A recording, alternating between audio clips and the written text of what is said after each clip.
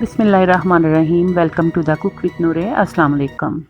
आज हम पेशावरी कबाब आपको बनाना सिखाएंगे। बहुत ही आसान है और बहुत ही हेल्दी हैं। जो लोग डाइट कॉन्शियस हैं उनके लिए तो बहुत ही आइडियल ये रेसिपी है, तो वीडियो को स्किप मत कीजिएगा, एंड तक ज़रूर देखिएगा। ये आप अपने डाइट प्लान में भी इसको शामिल कर सकते हैं। बहुत ही चुई, बहुत ही जूसी और टेस्टी फ्लेवरफुल ये कबाब बनते हैं। तो इनके लिए जिन चीज़ों की ज़रूरत है, स्टार्ट करते हैं आज की रेसिपी। तो बिस्मिल्लाहिर्रहमानिर्रहीम के साथ हम इसमें हेल्दी फ़ैट ऐड कर रहे हैं, यानी थोड़ा सा इसमें जो लैम्ब है और उसकी चर्बी है। लैम्ब यानी 1 केजी होगा, तो इसमें तकरीबन 100 ग्राम हमने इसकी चर्बी फ़ैट ऐड किया है। और ये मेरे पास ब्रेड क्रम्स हैं। आप ब्रेड क्रम्स या ब्रेड स्लाइसिस उनको दूध में सोक करके तो ऐड कर लीजिएगा। और एक अंडा है जो इसमें शामिल करेंगे हम। अंडा जो है आपको पता है सोर्स ऑफ प्रोटीन है। इसके साथ हमने बेसन ऐड कर दिया है। इसमें 2 चम्मच बेसन भी इसको टेस्ट को इन्हेंस करेगा, इसका फ्लेवर जो है उसको बहुत ज़बरदस्त कर देगा। बाकी मसाले अपनी पसंद के आप डाल सकते हैं। मैं इसमें रेड चिली फ्लेक्स यानी कि कुटी हुई लाल मिर्च और सूखा धनिया पाउडर यानी कोरिएंडर पाउडर जो होता है, इसके अलावा ज़ीरा, सफ़ेद ज़ीरा जो है वो 1 टेबल स्पून ऐड कर रही हूँ। हल्दी तकरीबन 1 टेबल स्पून जितनी ऐड कर रही हूँ। और सॉल्ट ये भी अब अपने टेस्ट के अकॉर्डिंग डाल सकते हैं। तो तमाम चीज़ों को अच्छी तरह से हम मिक्स कर लेंगे। लहसुन अदरक का पेस्ट है मेरे पास फ्रेश ग्राउंडेड, तो इसको भी तकरीबन 1 टेबल स्पून ऐड कर देंगे। वरना आप लहसुन और अदरक को फ्रेश ग्राइंड करके या कूट के भी इसमें शामिल कर सकते हैं। अच्छी तरह से तमाम चीज़ों को मिला देंगे, बहुत अच्छी तरह से, जैसे आटा गूंदते हैं इस तरह से इनको गूंद लीजिएगा। बहुत ही ज़बरदस्त और बहुत ही बेहतरीन ये आपके कबाब बनते हैं। और इनमें थोड़ा सा ही सिर्फ आपको ऑयल ऐड करना पड़ेगा, जो कि मैं आगे चल के आपको बताऊंगी कि कौन सा ऐड करेंगे। जो इसके अंदर फ़ैट है ये हमारी सेहत के लिए बहुत अच्छा है। इवन बाज़ जगह पे तो इसको एज आ जैसे देसी घी होता है इस तरह यूज़ किया जाता है। इसके फ्लेवर को इन्हेंस भी करता है और ये फ़ायदेमंद भी है चर्बी जो है। अब थोड़ा सा मैं इसमें ऑलिव ऑयल डाल रही हूँ। तकरीबन मैंने इसमें 2 टेबल स्पून जितने ऑलिव ऑयल ऐड किया है, इसको थोड़ा सा जूसी और अच्छा इसका टेक्सचर देने के लिए। और 1 पिंच हम इसमें बेकिंग सोडा ऐड कर रहे हैं, बेकिंग पाउडर। इससे जो है एक तो बहुत अच्छी गलावट हो जाएगी, यानी कि ये बहुत अच्छी तरीके से फटाफट से पक जाएंगे कबाब हमारे।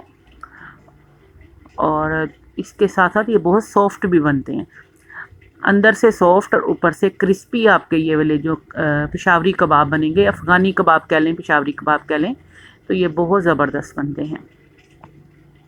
अच्छी तरह से इनको मिला देंगे और आप इनको मिला के इसके बाद आधा घंटे के लिए कवर करके फ्रिज में रख दीजिएगा। इसके बाद आपको दिखाते हैं। अब हमने पैन जो है उसको प्री हीट कर लिया, यानी कि तवे को मीडियम फ्लेम पे प्री हीट किया हुआ है। और इसके ऊपर मैं ऑलिव ऑयल ऐड कर रही हूँ, तकरीबन 2 टेबल स्पून जितना।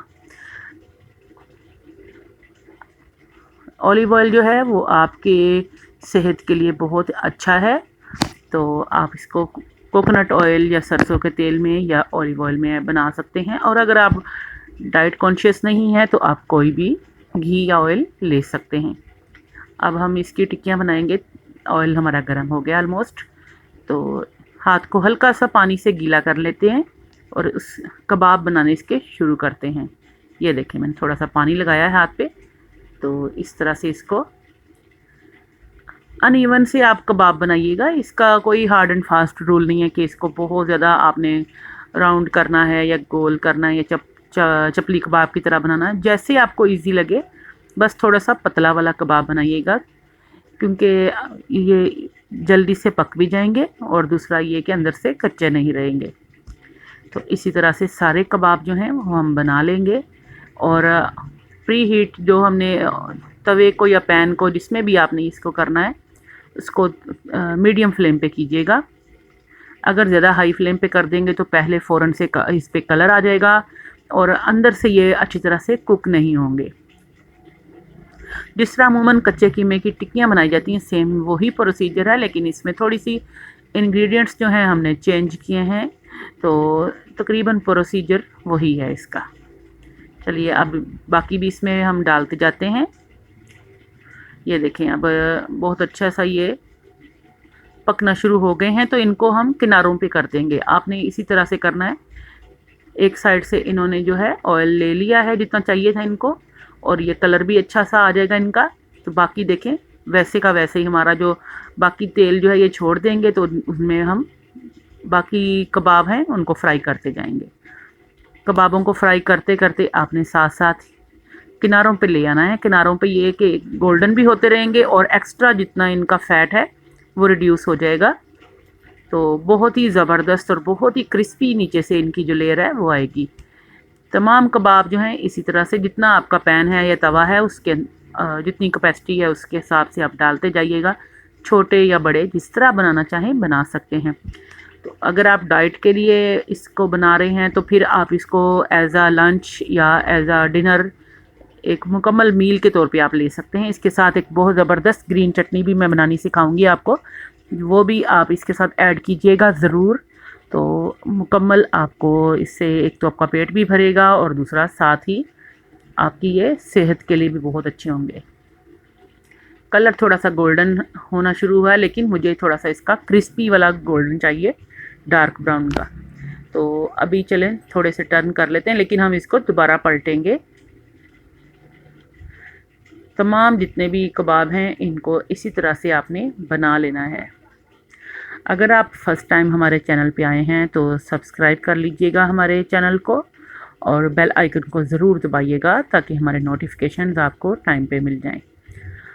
मैं अमूमन जितनी भी रेसिपीज़ लेके आती हूँ कोशिश मेरी ये होती है कि लो बजट में हों, जो कि इजीली घर में हमारी बच्चियाँ भी इवन जो हैं वो बना सकें।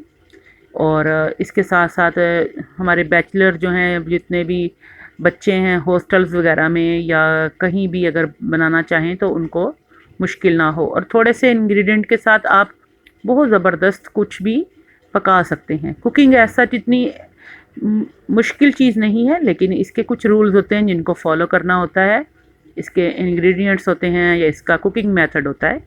तो ये देखें अब इसको हमने चम्मच की मदद से इस तरह से दबाना है ताकि जो इसका जूस है वो इसमें से निकल आए और ये अंदर से अच्छी तरह टेंडर हो जाएं, यानी कि जूसी रहेंगे लेकिन एक्स्ट्रा पानी जो है वो रिड्यूस हो जाएगा।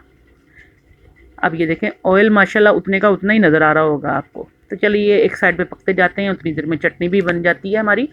तो मैंने 2 गट्ठी जो है ये धनिया और 1 गट्ठी ये पुदीना लिया है। पुदीना हमने धो लिया है अच्छी तरह से, और पतली वाली जो डंडियाँ होती हैं पत्तों के साथ उनको रहने दिया है। और 2 गट्ठी जो थी हमारी धनिए की उसके हमने लंबी वाली डंडियाँ तोड़ दी हैं और पत्तों को काट लिया है। अब ये हरी मिर्चें हैं 6 से 7 अदद, और 6 से 7 अदद हमारे जो हैं लहसुन की जवे हैं। और इसमें हम डालेंगे रॉक सॉल्ट, यानी कि ब्लैक सॉल्ट या काला नमक आप कह सकते हैं, या आप इसमें पिंक हिमालयन सॉल्ट भी डाल सकते हैं।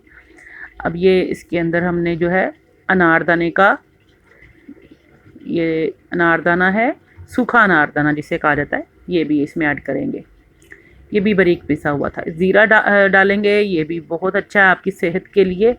तो ये डाइट चटनी बहुत ही ज़बरदस्त है। इसकी मैंने ऑलरेडी रेसिपी जो है सिरके के साथ इसको बना के, तो वो मैंने आपको बताया था, जो आप अपने डाइट में शामिल करें तो आपका वेट बहुत जल्दी से कम होता है। ख़ास तौर पे जो आपके टमी पे फैट होता है उसको रिड्यूस करने के लिए तो बहुत आइडियल चटनी है ये। तो धनिया और पुदीना मैं थोड़ा कम डालूँगी, बाकी मैं बचा लेती हूँ, क्योंकि अगर ज़्यादा पुदीना डाला जाए तो थोड़ी कड़वाहट आ जाती है। बाकी इसके अंदर ये हरी मिर्चें और लहसुन डाल दिया है हमने, और ज़ीरा डाल देंगे तकरीबन 1 टेबल स्पून जितना। 2 टेबल स्पून मैंने ज़ीरा डाला है, आप 1 टेबल स्पून भी ऐड कर सकते हैं। अनारदाना, कुटा हुआ अनारदाना है ये मेरे पास, ये भी 2 टेबल स्पून जितना ऐड किया है। 2 गट्ठी थी हमारे धनिया और पुदीने की, तो उसके हिसाब से 2 चम्मच डाले हैं। नमक अपने टेस्ट के हिसाब से बाद में भी ऐड कर सकते हैं। अभी हमने तकरीबन ½ टी स्पून जितना नमक ऐड किया है, और ये पुदीना मैंने बचा लिया है ताकि इसमें ज़्यादा कड़वाहट ना आए। तो बाद में इसको हम शामिल कर देंगे। पहले थोड़ा सा इसमें पानी शामिल करके इसको थिक सा इसका पेस्ट बना लेते हैं।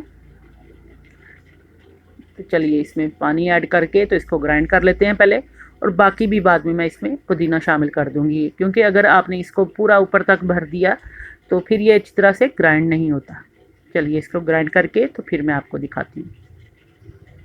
अच्छी तरह से ये हमने बाकी पुदीना भी डाल के सब चीज़ों को अच्छी तरह से ग्राइंड कर लिया। माशाल्लाह से बहुत ही बेहतरीन ये हमारी जो है धनिया की चटनी, धनिया पुदीना की चटनी बन गई है। हेल्दी चटनी है हमारी।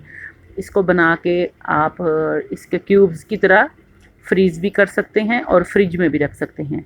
पानी वाला जो इसका पोर्शन है उसको पहले यूज़ कर लीजिएगा, तो उसके बाद अगर इसको आप 1 महीना भी फ्रिज में रखना चाहें तो बिल्कुल भी ख़राब नहीं होती। इसमें हस्बे ज़रूरत आप जितनी चाहिए 1 टेबल स्पून जितनी अगर आपको चाहिए थोड़ी सी लेकर, तो उसको आप दही में ऐड कीजिएगा, तो बहुत ज़बरदस्त आपका ग्रीन चटनी रायता बन जाएगा, जो कि आप खानों के साथ या बारबेक्यू की पार्टीज़ में जो बारबेक्यू आइटम्स होते हैं उनके साथ बहुत अच्छी लगती। इतना तकरीबन आप आम तौर पे रोटी या चपाती के साथ भी इसको सूखी चटनी के तौर पे भी ले सकते हैं और दही में भी मिक्स कर सकते हैं। तो मैंने इसको दही में मिक्स करके एक प्याले में डाल के रख लिया है। आप भी इसको बारबेक्यू रेसिपीज़ के लिए रायते को बना सकते हैं। अब कबाब हमारे रेडी हो गए थे, तो अब मैं इनको असेंबल करूँगी। ये देखें, एक खीरा काट लिया, इसके साथ साथ ये हमने जो हमारे कबाब तैयार हुए हैं वो भी रख दिए हैं। बहुत ही टेस्टी और बहुत ही जूसी बने हैं। अभी एक तोड़ के भी मैं आपको दिखाती हूँ।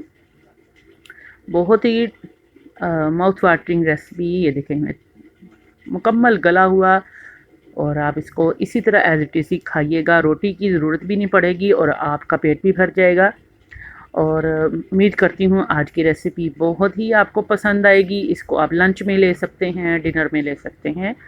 तो बहुत ही हेल्दी ये डिनर आइडियाज़ हैं जो कि मैं आपको गाहे बगाहे देती रहूँगी। तो ज़रूर दुआओं में याद रखिएगा, अपना ख्याल रखिएगा, अपनी सेहत का ख्याल रखिएगा। इंशाल्लाह फिर हाज़िर होंगे किसी और नई रेसिपी के साथ।